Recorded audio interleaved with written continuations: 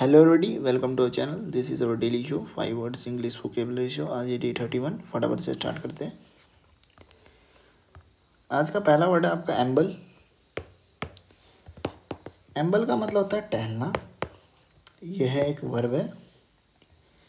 टहलने का मतलब हुआ धीरे धीरे चलना। ठीक है, इसका मतलब धीरे धीरे चलना। तो इसका सेंटेंस यूज कर सकते हैं, we ambled down to the beach. ठीक है, इसका मतलब हमने क्या किया, जो बीच है उसके तट पर हमने टहला, मतलब धीरे धीरे चला, मौज से एकदम। ठीक है, आप ऐसा भी कह सकते हो। इसके सिनोनिम्स देखते हैं। पहला स्ट्रॉल, दूसरा है वॉक।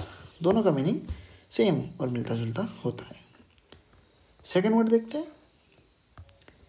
सेकंड वर्ड है अल्टीट्यूड।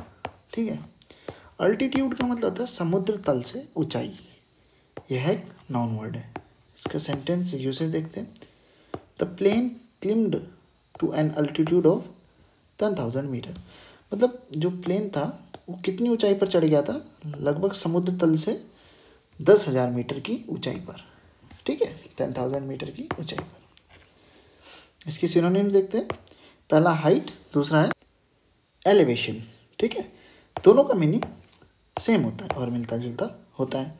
हाइट का मतलब ऊंचाई होता है, मिलता जुलता। भले ही हाइट का मतलब समुद्र तल से ऊंचाई ना हो, लेकिन मिलता जुलता है। ठीक है, आई होप आप समझ गए होंगे। ऐसे ही एलिवेशन का मतलब होता है। थर्ड वर्ड है आपका एम्बियंट।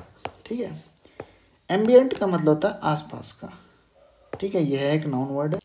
इसके सेंटेंस यूसेज से आपको इसका मीनिंग क्लियर हो जाएगा। ठीक है, अब यहाँ पे लिखा हुआ है एम्बियंट टेम्परेचर।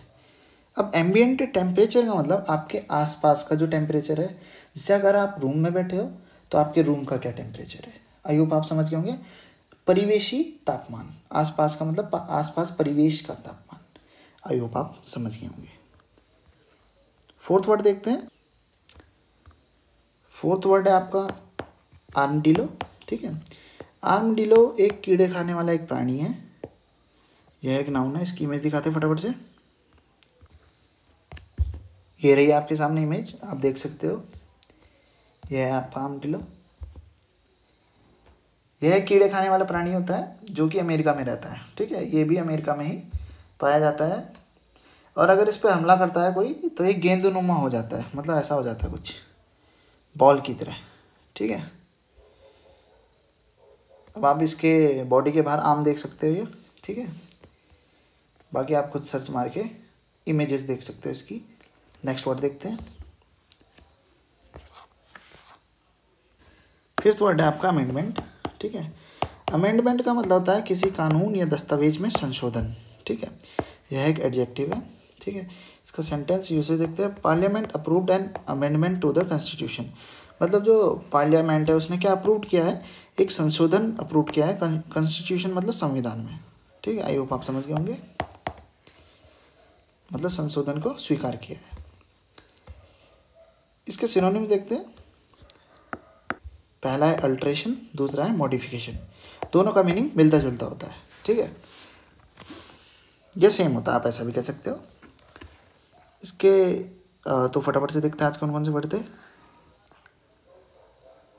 पहला वर्ड था एम्बल। एम्बल का मतलब टहलना, धीरे धीरे टहलना। ठीक है, यह एक वर्ब था। सेकंड वर्ड था आपका एल्टीट्यूड। एल्टीट्यूड का मतलब समुद्र तल से ऊंचाई। यह एक नाउन वर्ड था। थर्ड वर्ड था आपका एम्बियंट। एम्बियंट का मतलब परिवेशी या आसपास का। यह एक नाउन वर्ड था। फोर्थ वर्ड था आपका आर्मडिलो। आर्मडिलो एक कीड़े खाने वाला अमेरिकन प्राणी है जिसकी इमेज मैंने आपको अभी दिखा दी।